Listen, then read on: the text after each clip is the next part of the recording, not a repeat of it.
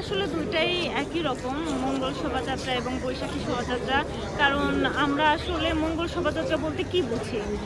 প্রত্যেকবার তো আমাদের এটাই আশা থাকে যে আমরা খুব মঙ্গলময় হয়ে শুরু করব, খুব শুভভাবে শুরু করব।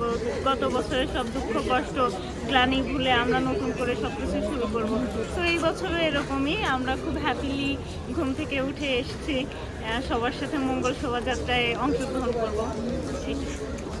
সকালে আসলে অনেক ইসের সাথে আমরা মানে ভালো লাগার সাথে উঠে রেডি হয়ে সাজগোজ করে আমরা আসছি মঙ্গল শোভাযাত্রায় অংশগ্রহণ করবো। তাই আমার কাছে আসলে দুইটাই একই রকম, মঙ্গল শোভাযাত্রা এবং বৈশাখী শোভাযাত্রা।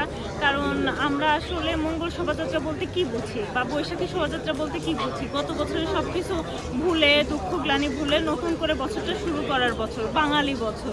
তো আমাদের কাছে মঙ্গল শোভাযাত্রা, বৈশাখী শোভাযাত্রা সেম। পুরো দিনের পরিকল্পনা তো এটাই, বাঙালিয়ানা, সম্পূর্ণ বাঙালিয়ানার মধ্যেই যাব। পান্তা ভাত, ইলিশ মাছ ভাজা, বাঙালি খাবার, সব আমার পুরো প্ল্যান বাঙালি দিন আজকে না না, মর্নিং, আমি অনেক মর্নিং পার্সন, তো আমি সকাল সকালই ঘুম থেকে উঠি, আজকেও সেম।